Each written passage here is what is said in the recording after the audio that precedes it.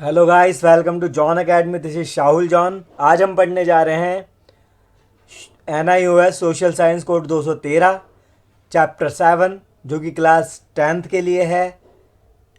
ये इस चैप्टर का पार्ट 1 है, जिसका नाम है ब्रिटिश शासन के विरुद्ध लोकप्रिय जन प्रतिरोध।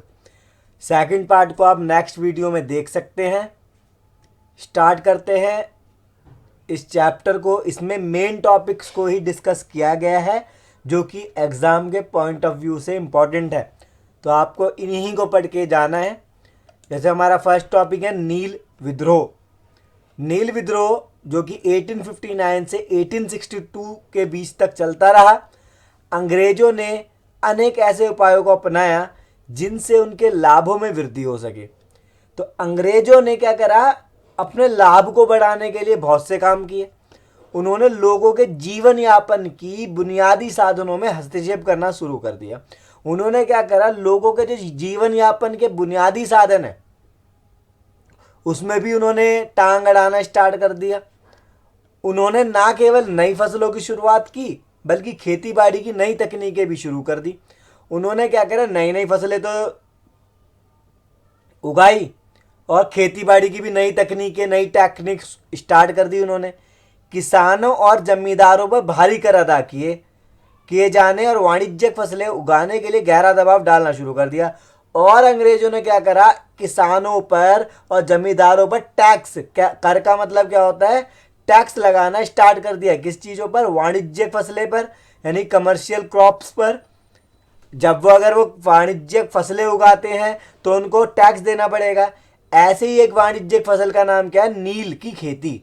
वाणिज्यिक फसल वो फसल होती है जिसको बेचकर पैसा कमाया जाता है। ठीक है, तो नील की खेती का निर्धारण अंग्रेजों के कपड़ा बाजार के अनुरूप ही किया जाता था।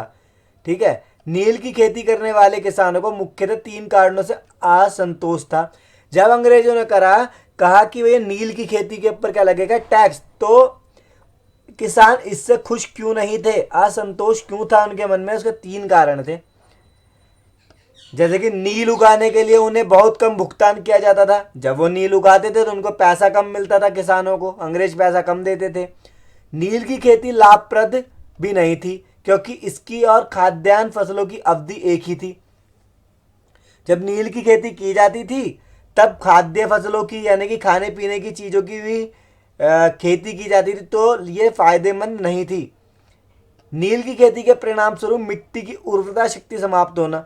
जब नील की खेती की जाती है तो मिट्टी की जो फर्टिलाइजिंग की पावर होती है, यानी कि जो उर्वरता शक्ति होती है, उगाने की शक्ति होती है मिट्टी की, वो खराब हो जाती है। इसलिए भी नील की खेती के विरुद्ध थे किसान।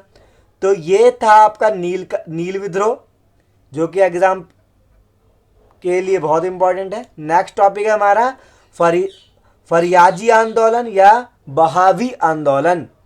फरियाजी आंदोलन जो कि 1838 से 1848 तक चला।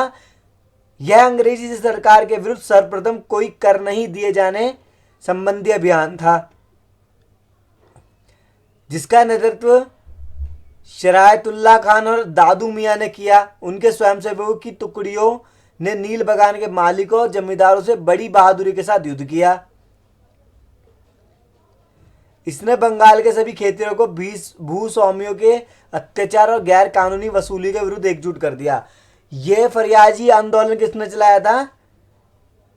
सरायतुल्लाह खान ने और दादू मियाँ ने। इन्होंने क्या करा कि अंग्रेजों को टैक्स नहीं देना जो नील की खेती होती है। तो मेन बात क्या है कि सरायतुल्लाह खान और दादू मियाँ ने क्या करा, नील की खेती जो करते थे, वो जो टैक्स वसूलते थे उसके मालिक और जमींदार किसानों से, तो उसके विरुद्ध लड़ाई करी कि टैक्स कोई नहीं देगा। तो ये कौन सा आंदोलन था? फरियाजी आंदोलन। और बहावी आंदोलन जो 1830 से 1860 तक चला, इस आंदोलन के नेता थे रायबरेली के सैयद अहमद बरेलवी, जो कि अरब के अब्दुल्ला वहाब और दिल्ली के संत शाह वलीउल्लाह की शिक्षाओं से बहुत प्रभावित थे। यह आंदोलन धार्मिक प्रकृति का था। शीघ्र ही कुछ स्थानों पर इसने वर्ग संघर्ष का रूप ले लिया, विशेष रूप से बंगाल में, जहां सांप्रदायिक विभेद के बावजूद किसान अपने जमींदारों के विरुद्ध एकजुट हुए। तो बहावी आंदोलन किसने करा था? रायबरेली के सैयद अहमद बरेली ने। और ये धार्मिक आंदोलन पे डिपेंड था पूरा का पूरा। बाद में इसने वर्ग संघर्ष का रूप ले लिया। अब बंगाल में तो सांप्रदायिक विभेद थे, फिर भी इस आंदोलन की वजह से किसानों ने जमींदारों के विरुद्ध अपनी आवाज उठाई थी। तो ये था बहावी आंदोलन। नेक्स्ट है संथाल आंदोलन। संथाल विद्रोह ब्रिटिश औपनिवेशिक व्यवस्था के विरुद्ध प्रथम व्यापक सशस्त्र विद्रोह था। यह क्या था?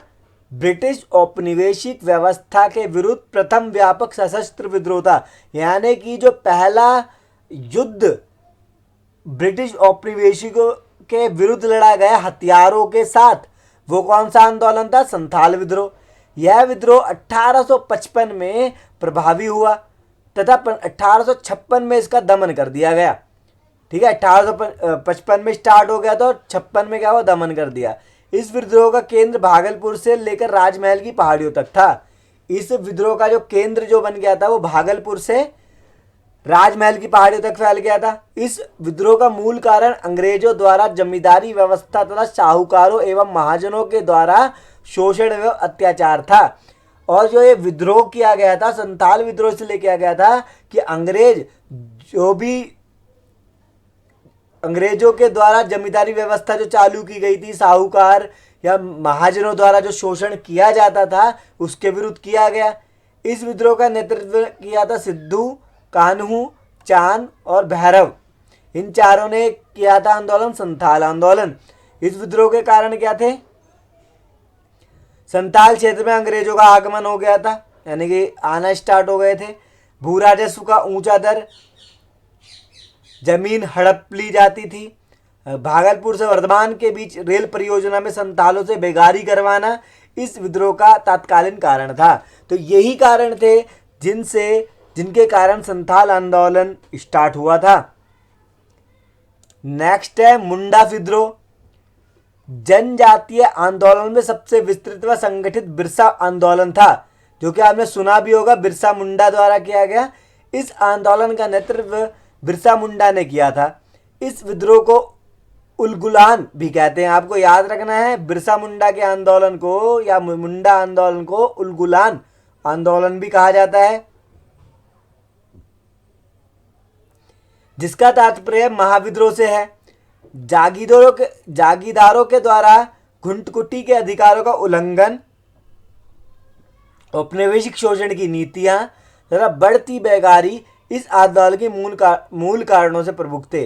तो यह आंदोलन क्यों किया गया? जमींदार क्या करते थे?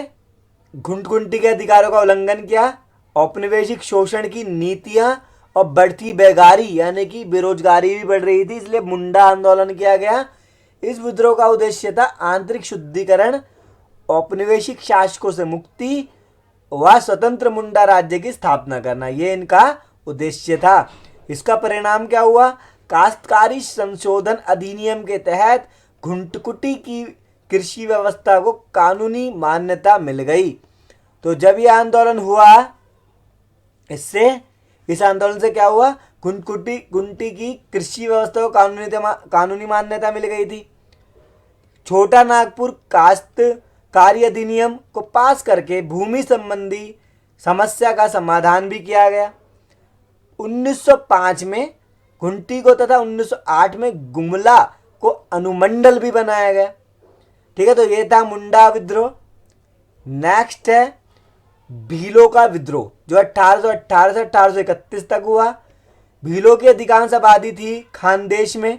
खानदेश 1818 में अंग्रेजों के कब्जे में आ गया। और ये कहाँ था? आधुनिक महाराष्ट्र में गुजरात में था खानदेश। इसको 1818 में कब्जे में ले लिया अंग्रेजों ने। भीलों ने उन्हें विदेशी माना। भीलों ने बोला ये तो विदेशी लोग हैं अंग्रेज जो हैं। तो बाजीराव द्वितीय के बागी मंत्री त्रिनबगजी के उकसाने पर उन्होंने अंग्रेजों के खिलाफ विद्रोह कर दिया। तो भीलों ने जब देखा कि खानदेश में अंग्रेज आ गए हैं तो उनके विरुद्ध क्या कर दिया? आंदोलन, क्योंकि उनको पता था ये कौन है? विदेशी हैं। एक था कोल विद्रोह, जो कि 1831 से 1832 तक हुआ। छोटा नागपुर क्षेत्र की समभूमि में कोलों को अपने मुख्यालयों के अधीन स्वायत्तता प्राप्त थी। तो छोटा नागपुर क्षेत्र जो था वह सिंहभूम में कोलो जो थे उनको को अपने मुख्यालयों के अधीन स्वायत्तता प्राप्त हो गई थी, परंतु अंग्रेजों के आने से उनकी स्वतंत्रता के लिए खतरा पैदा हो गया था। तदुपरांत जनजातीय जमीनों के हस्तांतरण, साहूकारों, व्यापारियों, अंग्रेजी कानूनों के आने से वहाँ बहुत तनाव पैदा हो गया। पर जब वहाँ पर जमीनों का हस्तांतरण होने लग गया, साहूकार, व्यापारी, अंग्रेजी कानून आने लग गए, तो वहाँ पर तनाव पैदा हो गया। इसके लिए इसने कोल जनजाति को संगठित और होने और विद्रोह करने के लिए उकसाया। इसने क्या करा, कोल विद्रोह ने कोल जनजाति और को संगठित करा, विद्रोह करने के लिए उकसाया।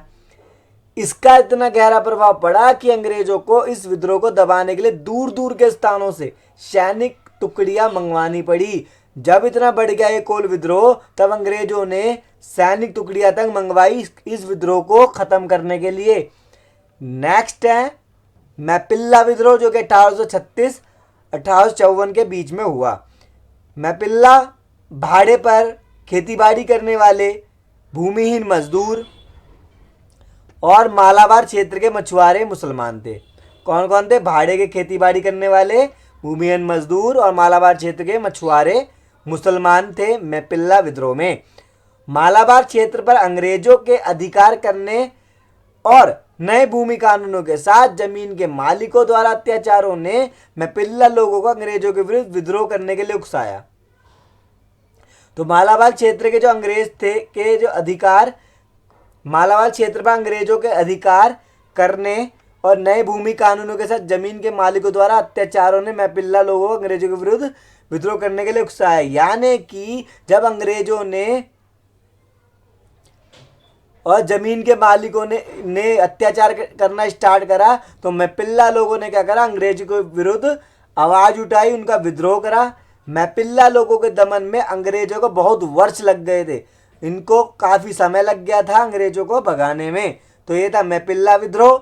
ये इस चैप्टर का फर्स्ट पार्ट है। बाकी चैप्टर्स आप प्लेलिस्ट में चेक कर सकते हैं। अगर आपको ये वीडियो पसंद आई है तो इस वीडियो को लाइक शेयर करना और चैनल को सब्सक्राइब करना ना भूलें।